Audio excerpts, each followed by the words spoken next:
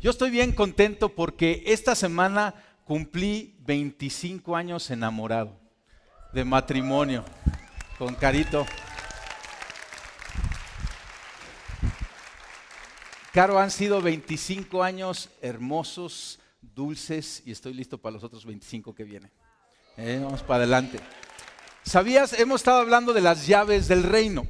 ¿Y sabías que también nos enseña la Biblia cosas bien prácticas para nuestro matrimonio? Déjame enseñarte una llave bien importante para vivir por lo menos 25 y mucho más que 25 en plenitud juntos. Que está, le llamamos el secreto de Efesios 5:33, que dice, o sea, Pablo está hablando, dice, por eso le repito, cada hombre debe amar a su esposa como se ama a sí mismo, y la esposa debe de respetar a su marido. Esta es una llave increíble para el matrimonio, para la plenitud del matrimonio. Y a lo mejor tú dices, amar y respetar, sí, pues ya lo he escuchado. Pero aquí la clave es que el esposo que sabe respetar, tiene que aprender a amar.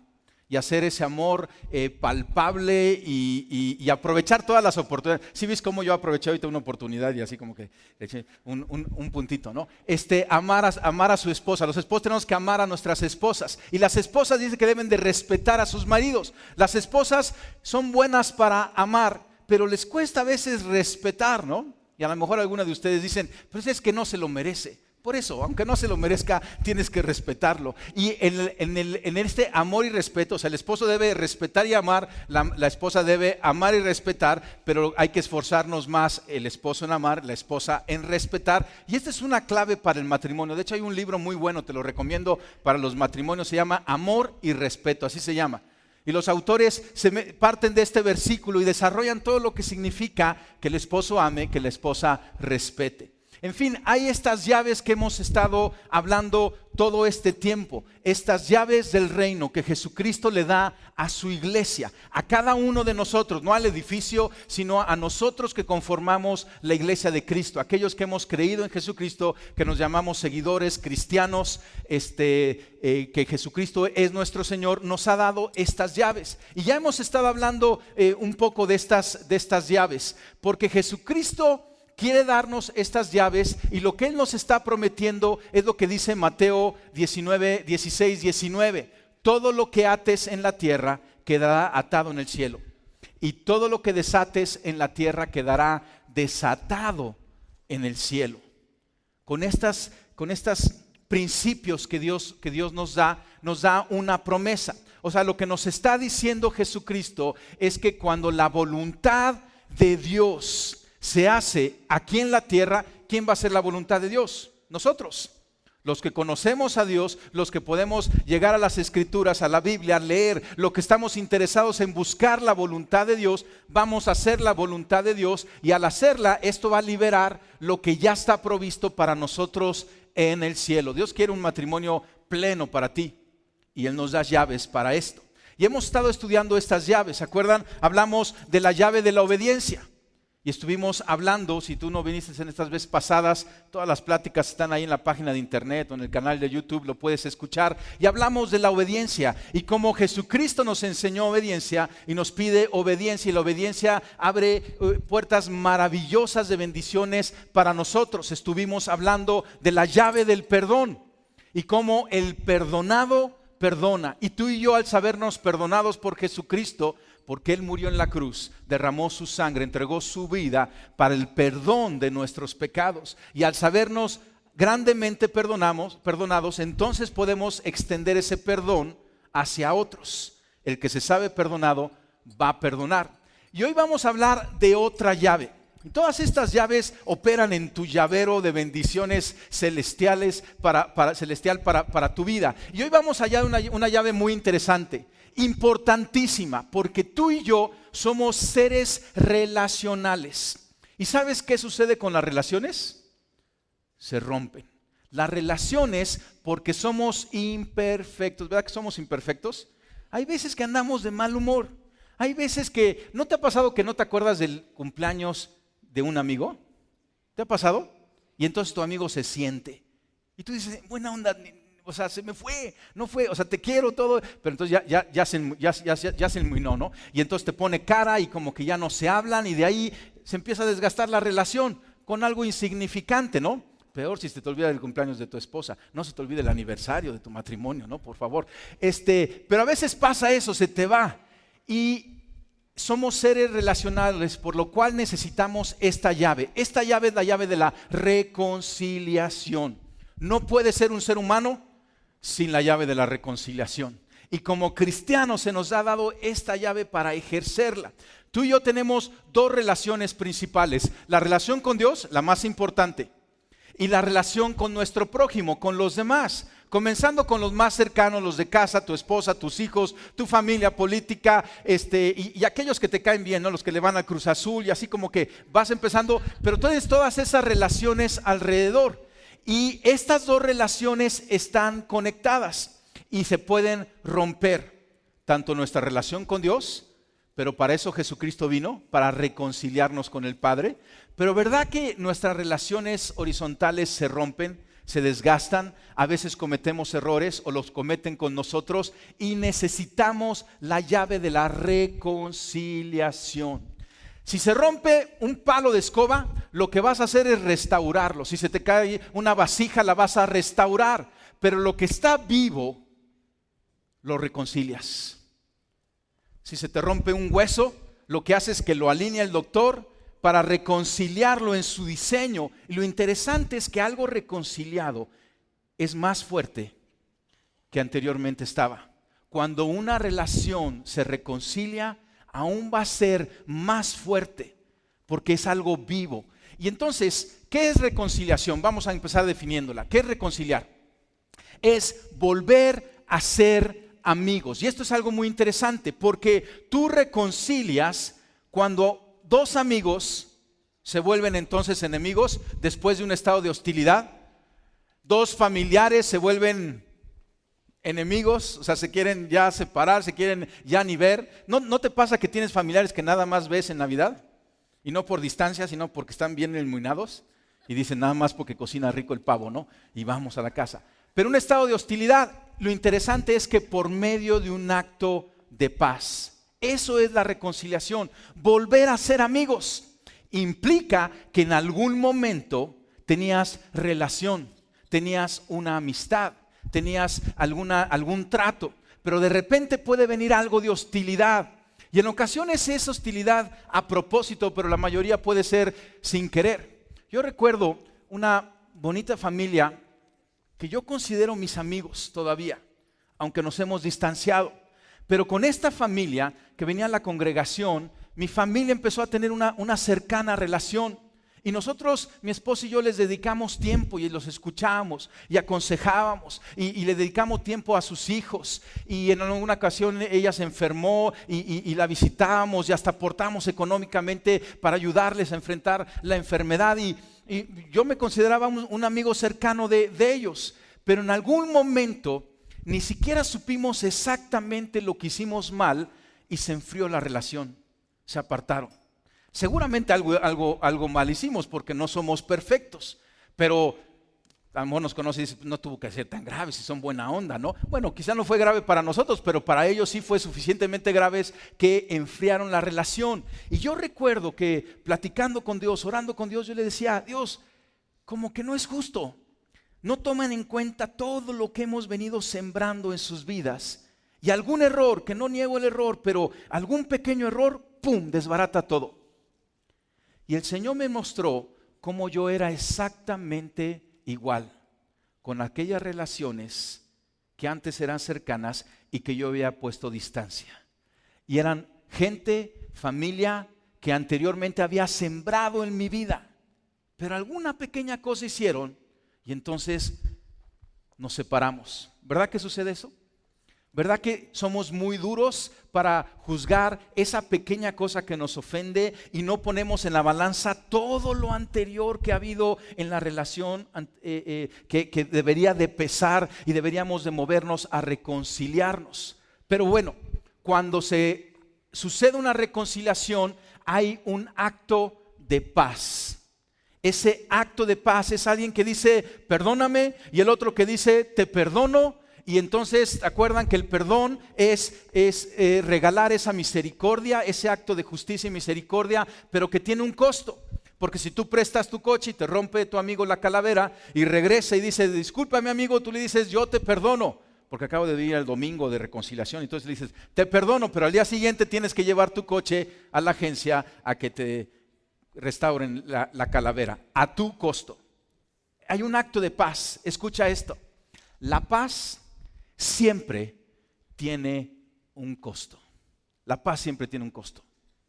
La paz entre naciones, la paz entre empresas, la paz entre personas, tiene un costo. Y nosotros como cristianos estamos llamados a poner ese costo. Porque sabemos que hay una bendición cuando hay una reconciliación. Entonces, esto es lo que significa reconciliar. Y yo sé que tienes alguna relación rota o desgastada que necesita reconciliación y es por eso importante que tú pongas atención en esto que estamos hablando. Una buena pregunta es, ¿y Dios en los problemas cuando yo tengo cuando una relación se rompe, Dios qué opina de eso? O sea, la pregunta sería, ¿qué tan importante es para Dios la reconciliación? O sea, a lo mejor dice, porque hay cristianos que dicen, mira, yo con Dios estoy bien, ¿no? Aunque no me hablo con nadie, yo con Dios estoy bien. Y hasta vengo a la iglesia, ¿no? No le hablo a nadie de la iglesia porque todos me caen mal, ¿no? Y porque ya me peleé con medio mundo. Pero yo con Dios estoy bien. No funciona eso. Lo que entendemos de la Biblia es que la relación horizontal con Dios está relacionada con nuestra relación, la vertical con Dios, con la horizontal con los demás. Está conectada. A Dios le importa mucho cómo estamos tú y yo con las demás relaciones en nuestra vida. Jesucristo nos dijo esto en Mateo 5:23. Él dijo, por lo tanto, si presentas tu ofrenda en el altar del templo, o sea, vienes a presentar tu ofrenda. ¿Qué quieres decir? Como que vienes a platicar con Dios, a intimar más con Dios, a adorar a Dios, a acercarte más en tu relación personal con Dios. Pero lo que dice es, y de pronto recuerdas que alguien tiene algo contra ti, deja la ofrenda allí en el altar, anda y reconcíliate con esa persona, luego ven y presenta tu ofrenda a Dios. O sea, como que está diciendo, mira, no tanto canto, primero mejor ve y ponte a cuentas, reconcíliate y entonces luego ven, ¿sí? Y platiquemos. Para Dios es muy importante que tú y yo trabajemos en reconciliar aquellas relaciones cercanas a nosotros que están rotas. Para que exista reconciliación, si un hueso está roto, o sea, ya ahora son dos huesos, para que haya reconciliación se tiene que poner la parte de los dos huesos, ¿no? De igual manera con dos personas. Tiene que haber la aportación de las dos personas para que exista reconciliación. Pero la Biblia lo que nos dice es, en cuanto depende de ti, tú haz el bien, tú trata de reconciliarte, tú da el perdón. Tú tienes que hacer tu parte, nosotros tenemos que hacer nuestra parte. La otra parte de la relación le tocará hacer la suya. Pero Dios es muy puntual de decir, busca, procura reconciliar esas relaciones. Yo sé que el Espíritu Santo ya está trayendo ahí a la memoria, ¿verdad? Aquellas relaciones que tú dices, ¿quién le dijo que yo estaba peleado con mi familia, mi suegra, mi cuñado, lo que sea, ¿no? O sea, Dios quiere y le importa eso. Aún va a un extremo más y Jesucristo nos enseña a amar a los enemigos. Y esto es algo muy interesante porque hasta pareciera, bueno, de hecho es totalmente antinatural, porque cuando tienes un enemigo, ¿sí? Nada más yo tengo enemigos. ¿De qué planeta son? Sí, tenemos enemigos, no te hagas. O sea, ¿sabes qué? Te voy a demostrar hasta que es bien cristiano tener enemigos. Vas a ver, porque a lo mejor no soy cristiano, no tengo enemigos. No, no es cierto. Si eres cristiano tienes enemigos. Ahorita te lo voy a demostrar por qué. Amar a nuestros enemigos. Jesucristo nos dice en Mateo 5, versículo 43. Vamos ahí. Mateo 5, 43. Nos lo van a poner también ahí en la pantalla. Y Él habla acerca de amar a nuestros enemigos. Está en el Sermón del Monte y Jesucristo dice, ¿han oído la ley que dice, ama a tu prójimo y odia a tu enemigo? Y tú dices, sí, en esa me rijo, ¿no? O sea, a los que me caen bien, sí, como que ahí la llevo, ¿no? O sea, por ejemplo, si le vas al Cruz Azul, pues ya me caes bien, ¿sí? Pero si le vas a la América, ay, así como que vamos procurando. Pero Jesucristo dice, ustedes han oído esto, pero fíjate, dice, pero yo digo, ama a tus enemigos, ora por los que te persiguen. Yo amo a los de la América, mi papá le va a la América. Y entre él y yo son puras risas, ¿no? Nomás que él lleva más años riéndose más que yo, pero eso es otro tema. Pero, o sea, Jesucristo dice, ama a tus enemigos y ora por los que te persiguen. Totalmente antinatural. Lo natural es, pues, amar a los que te hacen bien. Y odiar así con odio de donde tú seas, a los que te hacen mal. Pero Jesucristo nos dice lo contrario. Versículo 45. De esa manera, o sea, cuando amas a tus enemigos y oras por los que te persiguen, de esa manera estarás actuando como verdadero hijo de tu Padre que está en los cielos. Como hijos de Dios, somos llamados a amar a nuestros enemigos, pues Él da luz de su sol tanto a los malos como a los buenos y envía la lluvia sobre los justos y los injustos por igual. O sea, Jesucristo está diciendo, sonríele a los que te sonríen y a los que no te sonrían. Sonríeles. Versículo 46. Si solo amas a quien te ama, ¿qué recompensa hay por eso? O sea que amar a tus enemigos sí hay una recompensa. Pero amar a los que te aman, pues eso es muy fácil, como que ahí no hay un premio de parte del Padre. Hasta los corruptos cobradores de impuestos hacen lo mismo. Si eres amable solo con tus amigos, ¿en qué te diferencias de cualquier otro? Hasta los paganos hacen lo mismo. Pero tú debes de ser perfecto, así como tu Padre en el cielo es perfecto. Pues está muy claro, ¿no? Necesitamos amar a nuestros enemigos. Por eso te digo que es bien cristiano tener enemigos. Porque si tú la oras con Dios, si tú le dices, Dios, yo quiero tener un corazón conforme al tuyo. Yo quiero ejemplificar el carácter de Cristo en mi vida. ¿Sabes lo que hace Dios? Te manda un enemigo. Es así, el que tiene un enemigo tiene un tesoro. ¿Sí? ¿Lo cachas o no lo cachas? El que tiene un enemigo tiene un tesoro. Porque ¿cómo voy a poder amar a mis enemigos si no tengo enemigos? ¿Cómo poder cumplir este mandamiento de mi Señor? ¿Cómo poder llevarme una recompensa? ¿Cómo poder usar esta llave? Pues con un enemigo. Y entonces cuando lo Señor, quiero ser como tú. Quiero tener la expresión. ¿Sabes cuál es la expresión más espiritual? A lo mejor tú oras por los enfermos, no es que se mueran, pero no se sanan, ¿no? A lo mejor no recuerdas dónde están esos versículos en la Biblia, pero si tú logras amar a tus enemigos, estás en las grandes ligas de la espiritualidad.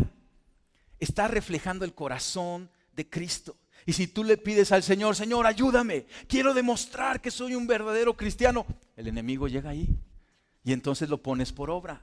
Y te tienes que alegrar, tengo un enemigo. A lo mejor dices, yo tengo como 5, ¿no? No, yo tengo como 10. Y mira, no es que busquemos a los enemigos, pero de repente llegan. Pero estoy hablando de la reconciliación. ¿Y qué tiene que ver la reconciliación con los enemigos? Que llegan los enemigos íntimos, le voy a llamar así. Un enemigo íntimo. ¿Qué es un enemigo íntimo? Es alguien cercano, familiar, amigo, colaborador, compañero de milicia aquí en la iglesia, ¿no? Compañero de banca en la escuela. O sea, alguien cercano que inconsciente o conscientemente nos causa algún perjuicio y te hiere. Y la herida es real, no estoy minimizando la herida. Cuando alguien, en especial las heridas más fuertes, las que más duelen, son las que alguien cercano nos hace. Porque alguien lejano que se te cierre en la calle, pues que Dios te bendiga, como le hagas la señal, ¿no? Pero alguien cercano que te hace mal, tú dices, ¿pero por qué? Te sientes traicionado. ¿Te ha sucedido que de repente le platicas algo a una persona cercana y 5 minutos después ya todo el mundo lo sabe? ¿Y te sientes traicionado? Alguien abusó de confianza y la gente más cercana de repente resulta que es la que te traiciona y eso duele. Esos son enemigos íntimos, pero esos enemigos íntimos es importante amarlos, perdonarlos y buscar reconciliación. Vamos a ir a un pasaje en la Biblia que nos habla acerca de este perdón con amigos íntimos. De hecho es un libro, vamos a leer hoy un libro entero de la Biblia. A lo mejor tú dices, órale, ¿sí tienes tiempo? ¿Sí? Vamos a leer un libro entero de la Biblia. Ese libro es Filemón. De hecho es el libro más pequeño de la Biblia. Entonces así después de hoy puedes decir, ya nomás me faltan 65. Filemón. Déjame explicarte un poquito. Filemón, Pablo escribe 13 epístolas que están aquí en el Nuevo Testamento, desde Romanos, y tiene 9 epístolas a las iglesias en general, ahí Efesios, Gálatas, Filipenses. Luego tiene 3 epístolas pastorales a Tito y Timoteo, sus discípulos en la fe. Pero esta última epístola de las que 13 de Pablo es a Filemón. Y Pablo le escribe a un amigo. Lo interesante es que Pablo le escribe a un amigo acerca de su enemigo íntimo, llamándolo a una reconciliación. Y entonces abre tu Biblia ahí en Filemón, o prende tu Biblia, o nada más levanta los ojos ahí en la pantalla, pero vamos a leerla y vamos a ir desglosando y obteniendo este aprendizaje. Por algo está esta carta, a lo mejor te parece sencilla, pero es una carta profunda que nos habla a nosotros hoy en día. Y dice, yo Pablo, prisionero por predicar las buenas noticias acerca de Cristo Jesús, junto con nuestro hermano Timoteo, les escribo esta carta a Filemón, nuestro amado colaborador, a nuestra hermana Apía, Arquipo, nuestro compañero de lucha, y a la iglesia que se reúne en su casa. Que Dios nuestro Padre y el Señor Jesucristo les den gracia y paz. Y ahí comienza. Pablo está escribiendo desde la cárcel. Es una de las epístolas, de las cartas que Pablo escribe encarcelado. Está encarcelado ahí en Roma, y lo interesante es que estando encarcelado, lo que entendemos al estudiar la epístola es que Pablo conoce a un hombre llamado Onésimo. Y resulta que Onésimo, o sea, llega ahí a la cárcel, era un esclavo que estaba escapando. Y llegó con Pablo, y ¿qué crees que Pablo, de qué le habló Pablo? Pues de Cristo, ¿no? ¿De qué otra cosa hablaba Pablo? De Cristo. O sea, le predicó el evangelio. Entonces llegó esta persona y aún Pablo en la cárcel le compartió de Jesucristo a este hombre llamado Onésimo. Y entonces ya esta persona, pues te imaginas ahí en la cárcel y con Pablo, y pues ya recibió a Cristo. O sea, él aceptó, se hizo cristiano, y entrando ya más en confianza, seguramente Pablo le pregunta, ¿y de dónde eres tú? Pues de ahí, de Colosas. Ah, no me diga, de Colosas. Y ahí tú eres esclavo. ¿De quién eras esclavo? De Filemón. ¿Cómo crees? Le dice Pablo, de Filemón, si Filemón es mi mero cuate. File, mi amiguísimo. Y entonces resulta que Pablo ya había ido a Colosas. De hecho, las cartas a Colosas era esta iglesia que se reunía en casa de Filemón. Era cuate de Filemón, y resulta que conoce a Onésimo. Y entonces le dice, no te preocupes, yo le voy a escribir a Filemón para que te reciba. Algo había hecho Onésimo, no sabemos exactamente qué fue. Pero un esclavo, había diferentes tipos de esclavos en esa época, pero había esclavos muy cercanos, eran como mayordomos, que se les iba dando la confianza, y seguramente algo hizo Onésimo que abusó de la confianza, salió huyendo de casa de Filemón y llegó a conocer a Pablo allá. ¿Te imaginas la diosidencia? Y entonces Pablo le escribe de regreso a Filemón, y es lo que vamos a leer ahorita. Dice, versículo 4, Filemón, siempre le doy gracias a Dios cuando oro por ti, porque sigo oyendo de tu fe en el Señor Jesús y de tu amor por todo el pueblo de Dios. Se empieza aquí Pablo directamente a hablar de la fe de Filemón.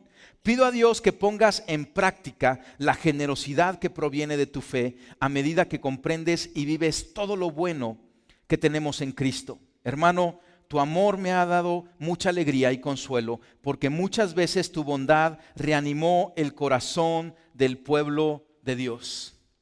O sea, Pablo lo que le está diciendo a Filemón, lo primero que le está diciendo es, no te olvides que eres un cristiano.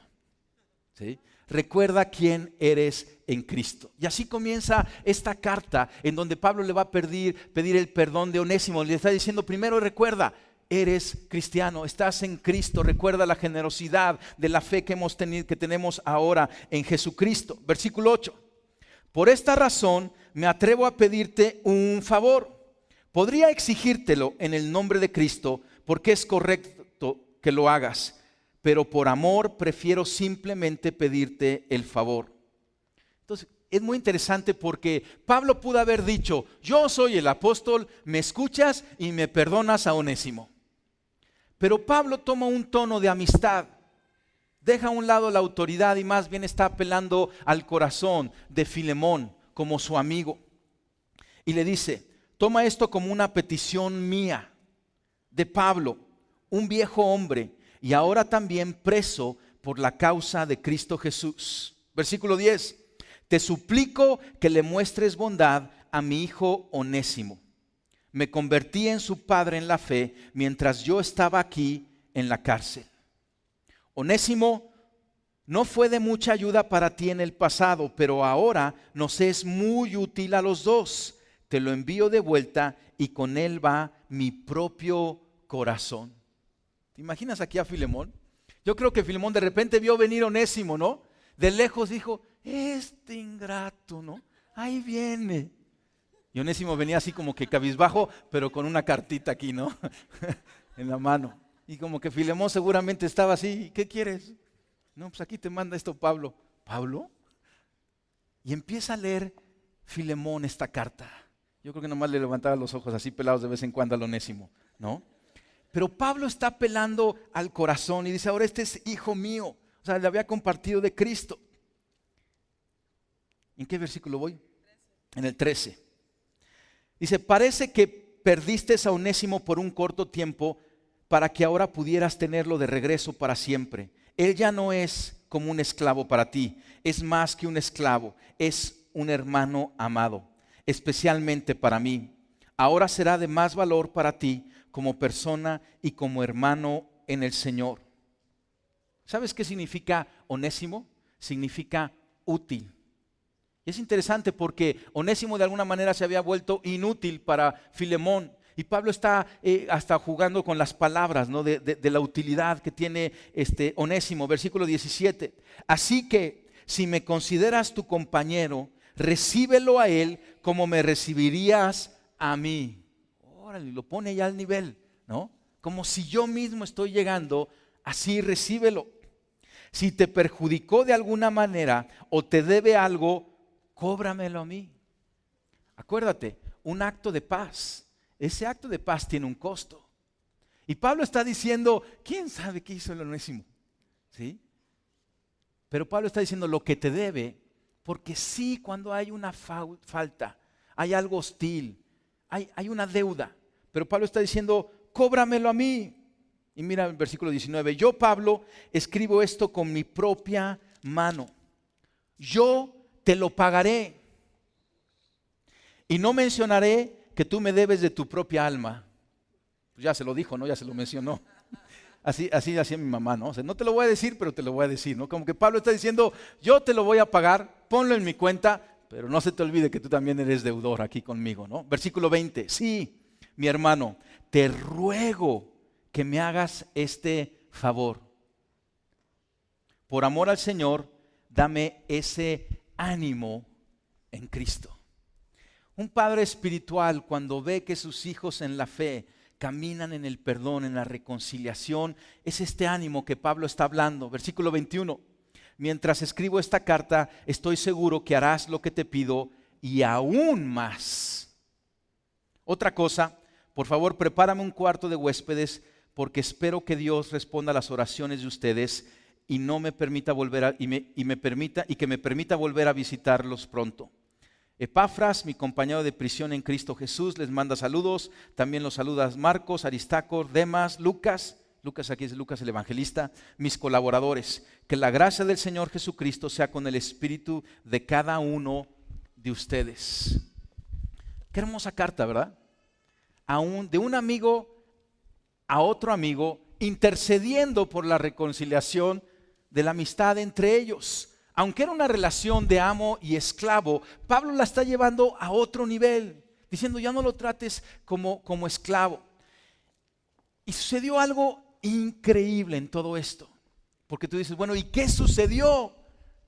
Dios es bueno y nos deja saber qué fue lo que sucedió. 50 años después tenemos registros históricos de cartas de la iglesia de Antioquía a la iglesia de Éfeso y a Colosas. Había un obispo, Ignacio de Antioquía, así se le conoce, que Antioquía se volvió como después de que cayó Jerusalén, una iglesia que sobreveía a las demás iglesias. De ahí salió Pablo y Bernabé, de hecho. Y entonces Ignacio de Antioquía escribía cartas a las otras iglesias. Y tenemos el registro de una carta, o sea, histórico, de una carta que Ignacio de Antioquía escribió al obispo de Éfeso. ¿Y sabes cómo se llamaba el obispo de Éfeso? Onésimo. Qué hermoso. Onésimo fue de esclavo a fugitivo, a preso, a convertido, a reconciliado, a obispo, sobrevedor de una iglesia. Qué increíble. Por el perdón, por la reconciliación de Filemón a este hombre que le había hecho mal. ¿Te das cuenta que quizá estamos estorbando el propósito de Dios para nosotros, para alguien más, o para lo que en conjunto podemos y Dios quiere que logremos? ¿Te imaginas dónde hubiera quedado Onésimo si Filemón no lo hubiera recibido? Yo creo que Onésimo quedó impactado por el perdón cristiano. Si el mundo pudiera ver el perdón de Cristo ejemplificado en nuestras propias vidas hacia otros, quedaría convencido. La reconciliación que ocurre a través de cristianos convertidos, creyentes, convencidos que se nos ha dado esta llave y que tú y yo podemos hacerlo. A lo mejor tú dices, pero si yo soy la víctima, el que me ofendió fue el otro.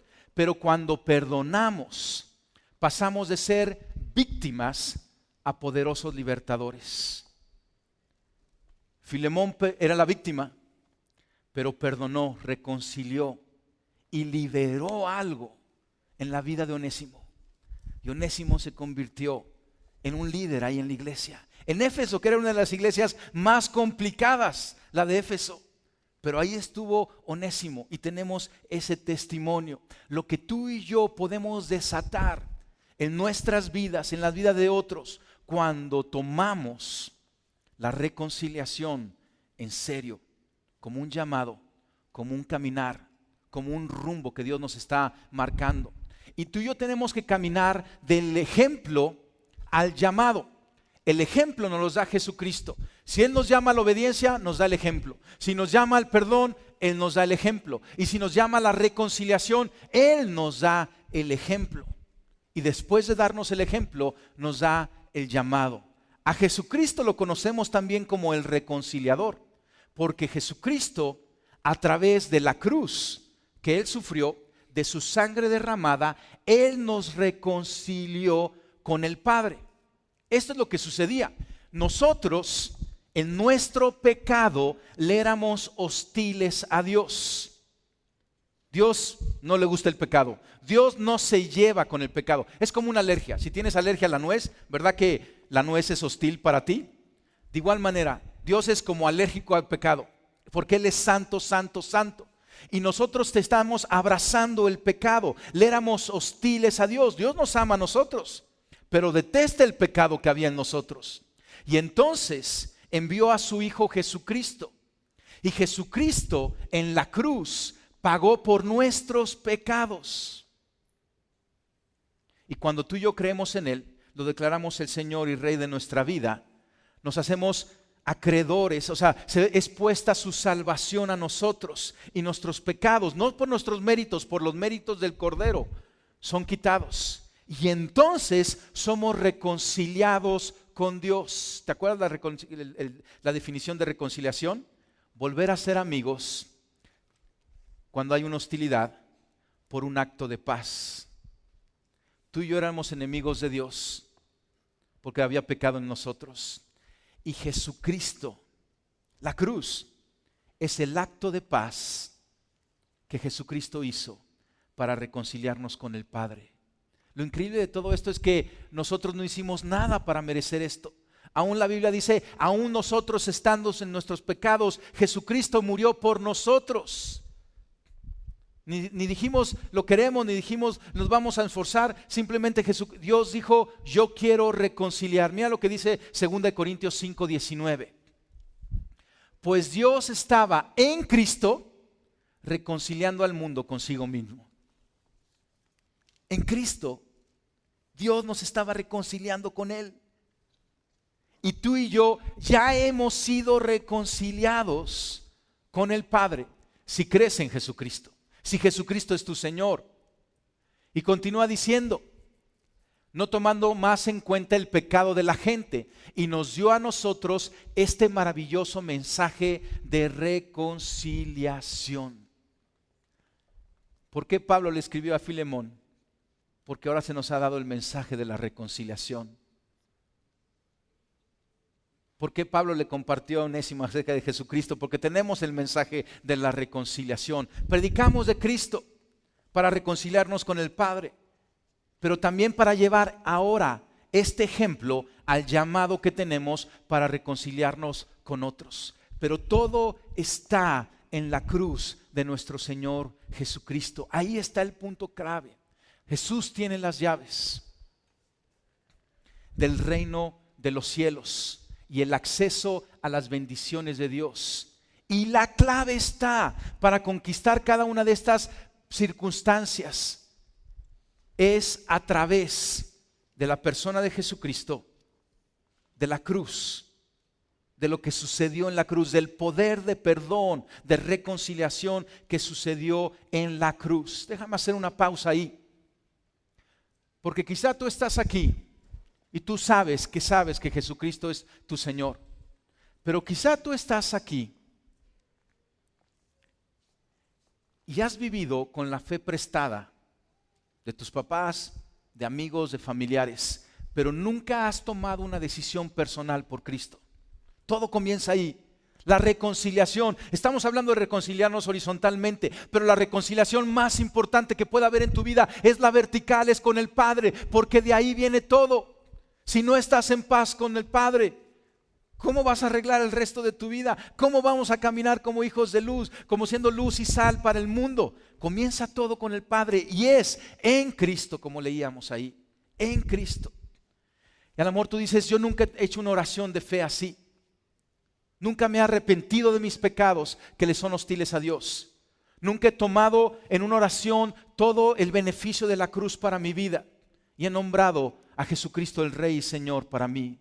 Cierra tus ojos un momento y yo quiero que hagamos una oración de fe. Si tú dices, yo quiero hacer hoy esta oración de fe, lo siento en mi corazón, sé que es un día adecuado. Así con tus ojos cerrados, indícamelo levantando tu mano. Si dices, yo quiero hacer esta oración de fe al Padre, declarando que Jesucristo es mi Señor. Yo veo sus manos levantadas y es una mano levantada también a Dios diciendo, Dios, aquí estoy. Yo te reconozco y yo sé que hoy me tengo que acercar a ti. Baja tu mano y si quieres repite conmigo. Haz una oración personal. Dirígesela al Padre y dile, Papá Dios, yo te doy gracias porque sé que me amas y quieres que estemos reconciliados. Mi Dios, yo te pido perdón por mi pecado. Me arrepiento del mal que he hecho, de mi rebelión, de haber caminado lejos de ti y te pido perdón. Y Jesucristo, yo creo en tu vida santa. Yo creo en tu muerte en la cruz que era necesaria para el perdón de mis pecados. Y yo creo en tu resurrección poderosa. Jesucristo, sé tú hoy el Rey y Señor de mi vida. Ven y habita mi corazón, hoy y siempre. Amén. Amén. Ahí comienza todo. Cuando somos reconciliados con el Padre, entonces tenemos el camino para reconciliarnos con los demás. La reconciliación es una llave poderosa que abre la puerta de la paz. ¿No es padrísimo estar en paz? Mira, el problema no es tener enemigos, los tendremos. Pero cuando amas a tus enemigos, cuando puedes estar en paz, porque tú has hecho lo tuyo, es algo increíble. Pero la paz tiene un costo. El precio de nuestra paz con Dios lo pagó Jesucristo en la cruz. El precio de nuestra paz con otras personas, tú y yo tenemos que absorber el costo. Tú dices, no es justo. Tampoco fue justo que Cristo muriera por ti. Y sí lo hizo por amor. Y si nosotros tomamos ese paso de fe, quizá saliendo de aquí le tienes que echar un telefonazo a alguien, algún familiar, simplemente para saludarlo, para comenzar nuevamente una reconciliación. Hay un proceso. Y yo te hablo de esas relaciones buenas, seguras, que son de bendición. Quizá ahí tienes una relación tóxica y yo te digo, perdónalo y pon tus límites, pero déjate guiar por Dios en todo esto, al ser reconciliados. Hay un pasaje muy hermoso en la vida de nuestro Señor Jesucristo. Un poco antes de ser crucificado, Jesucristo subió al aposento alto y celebró la Pascua, lo que conocemos como la última cena, con sus discípulos. Y estaba Jesucristo ahí con sus 12. Pregunta, de esos 12, uno lo traicionó, ¿no? De esos 12, uno, Pedro, lo negó 3 veces. Y los otros 10 salieron corriendo. ¿Jesucristo lo sabía o no lo sabía? Sí lo sabía. Jesucristo se los dijo. Él sabía perfectamente que esos 12 le iban a fallar. Y aún así, Jesucristo hizo algo increíble. Nos narra el Evangelio de Juan que antes de celebrar lo que conocemos cuando instituyó Jesucristo la cena del Señor, Jesucristo tomó agua y una toalla y se hincó y empezó a lavar los pies de los discípulos. Hay una imagen. Jesucristo lavando los pies. Y todos estaban sacados de onda. ¿Qué está sucediendo? Aún Pedro le dijo, tú no me vas a lavar los pies. Pero Jesucristo le dijo, si no te lavo los pies, no puedes participar de lo que yo tengo para ti. ¿Qué es lo que estaba sucediendo en todo esto? ¿Cuál es la simbología que Jesucristo nos estaba enseñando? Jesucristo, al lavarle los pies, aparte de mostrar el servicio que el maestro tiene que tener con sus discípulos, que el mayor tiene que tener con los menores, y una gran enseñanza de humildad y de servicio, Jesucristo estaba simbólicamente extendiendo gracia sobre aquellos que lo iban a traicionar. Estaba anticipadamente extendiendo esa gracia sobre esas personas que Jesucristo amaba. Jesucristo les dijo amigos, pero en un poco de tiempo lo iban a desconocer a Jesucristo. Pero Jesucristo, al extender gracia anticipada, estaba haciendo algo increíble en sus corazones. Estaba derramando esa gracia. La gracia es un regalo costoso de perdón, de amor, de misericordia, de justicia. Y estaba extendiéndolo.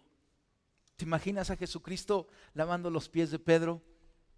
Diciéndole, Pedro, yo aún te perdono por aquello que vas a hacer en un momento. Esas 3 negaciones. Y Pedro decía, no, ¿cómo crees? Yo jamás, no, nunca. Yo te hago una pregunta. Aquí en la iglesia, ves y volteas y dices, mira qué bonita gente, ¿no? Volteas, qué bonitas caras. ¿Tú estás seguro que no nos vamos a fallar el uno al otro? ¿O crees que nos podemos fallar en alguna manera? Y dices, yo lo creo porque yo me conozco, ¿no? Y yo sé que soy imperfecto. Y no queremos hacerlo. Como Pedro decía, no lo voy a hacer. Y no queremos fallarnos, pero ¿y si nos fallamos? ¿Y si se nos olvida nuestro cumpleaños? ¿No? Y pastor, se me olvidó su cumpleaños. ¿Sabes qué quiero hacer? Extender gracia contigo. Porque vivimos en una iglesia. La iglesia no es perfecta. Escucha esto. El perfecto es Cristo. El Señor es el perfecto. Pero la iglesia está conformada de gente imperfecta. ¿Verdad que somos imperfectos? Todos nosotros. Lo hermoso del proyecto de Cristo, porque la iglesia es de Cristo, es que ha puesto familias imperfectas a convivir juntos para un proyecto mayor que nosotros mismos. ¿Cómo lo vamos a lograr? Con perdón, con reconciliación y extendiendo gracia unos a otros. Esto que Jesucristo hizo antes de celebrar la última cena es algo que nosotros tenemos que hacer. Y hoy quiero hacer algo simbólico. No nos vamos a lavar los pies porque para eso necesitamos hacernos pedicure con tiempo y otras cosas ahí. Pero yo quiero que hagamos algo simbólico. Que nos podamos nosotros extender gracia los unos a los otros, anticipadamente. Hacer una oración unos por otros diciendo, yo extiendo esta gracia. Confío que no me faltes y que no me falles, pero aún si me fallaras, yo te perdono anticipadamente. Yo extiendo esta gracia. Yo quiero que te pongas de pie. Te van a repartir unas toallas, de estas toallitas húmedas. Y al equipo de alabanza, si quiere pasar. Y mientras entonamos una alabanza, yo quiero que tomando una de estas toallas, o toma 2 toallas, y hagamos esos grupos de oración que hacemos al comienzo. Y que podamos estar en estos grupos. Y entonces que podamos hacerlo simbólicamente. Limpiarnos los unos los otros las manos. Y hacer una oración unos por otros diciendo, yo extiendo gracia sobre tu vida. Yo quiero regalar esta gracia. Y a lo mejor oren unos por otros también, diciendo que tú puedas extender esta gracia a aquellas relaciones rotas que tienes en tu vida, que Dios te está llamando a restaurar. Qué hermoso, ¿verdad? Con su sangre preciosa, Jesús borró nuestra maldad. Y nos has dado ahora el ministerio de la reconciliación. ¿Y ya viste a qué huele la gracia? Como a bebé, ¿verdad? Dice, fresco, limpio. ¿Verdad que hay algo especial? Dios mueve corazones y es lo que nosotros tenemos que hacer. Vamos ahorita a celebrar la cena del Señor. Le voy a pedir a los edecanes si quieren ir repartiendo los elementos. Mientras te doy esta ilustración, cuando Jesucristo resucitado, estaba el apóstol Tomás y no creía que había resucitado Jesucristo. Dijo, hasta que no vea yo sus heridas, ponga su mano sobre su costado. Y llegó Jesucristo y estuvo ahí con él. Dijo, ven, Tomás, pon tu mano, toca las heridas. Y Tomás creyó. ¿Por qué el mundo alrededor de la iglesia creería en el mensaje de Jesucristo si no ve cómo nosotros, que tenemos heridas también por esas relaciones imperfectas, perdonamos y le podemos decir al mundo, mira, aquí está esta herida, aquí está la marca, pero lo he perdonado, he extendido gracia a otros. Ese es el amor que tenemos que demostrar. Y entonces, al perdonar a nuestros onésimos, grandes cosas van a suceder. Y vamos a celebrar ahorita lo que llamamos nosotros la cena del Señor. Y te están repartiendo los elementos. Un poco de pan que simbólicamente está partido, porque simboliza el cuerpo de nuestro Señor Jesucristo, que fue entregado para sufrir por nosotros en nuestro lugar. La Biblia dice que por sus llagas somos sanos. Él pagó por nuestra sanidad al afligir su cuerpo. Y te están repartiendo un poco de jugo de uva que simboliza la sangre de nuestro Señor Jesucristo, que fue derramada en la cruz. La Biblia dice que la vida está en la sangre y Jesucristo derramó su vida en la cruz por nosotros. La entregó voluntariamente por amor. Y esto es lo que celebramos. Y ya no es una cena completa como antes se hacía, Y no es tanto la aportación nutricional que un poco de pan y unos mililitros de jugo de uva nos pueden dar, pero son las toneladas de gracia que representan para nuestra vida y que ahora nosotros podemos extenderla a otros. De gracia hemos recibido, familia, de gracia demos a otros. Y esta es la celebración central. Si tú preguntas, ¿y puedo participar? Si Jesucristo es tu Señor, yo te digo, debes de participar. Pablo llama y nos dice que tengamos un pleno entendimiento de lo que estamos haciendo. Y lo digo por si hay niños pequeños que todavía no entienden. Cuando entendemos y Jesucristo es nuestro Señor, entonces debemos de participar. Es un privilegio. Es la fiesta central de nuestra fe.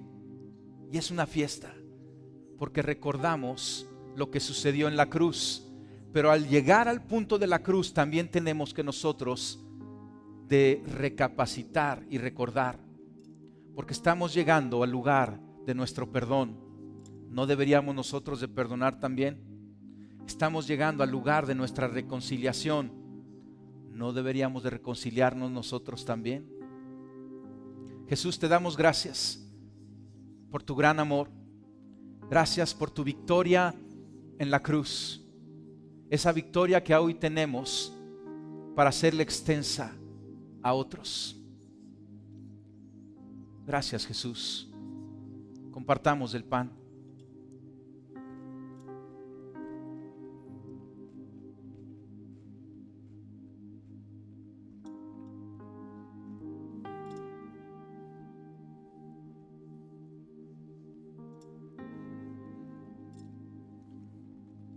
Jesús, gracias por tu sangre derramada en la cruz,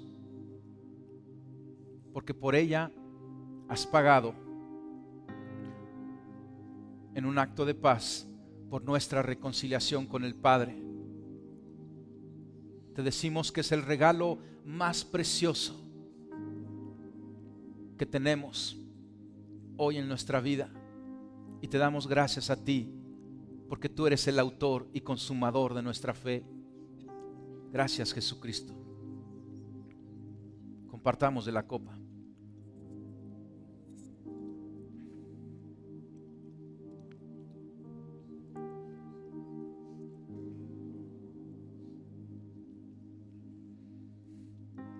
Y Señor, te pedimos que nos des el ánimo, la fuerza y la sabiduría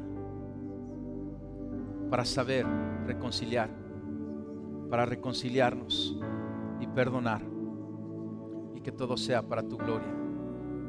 En el nombre de Cristo Jesús. Amén.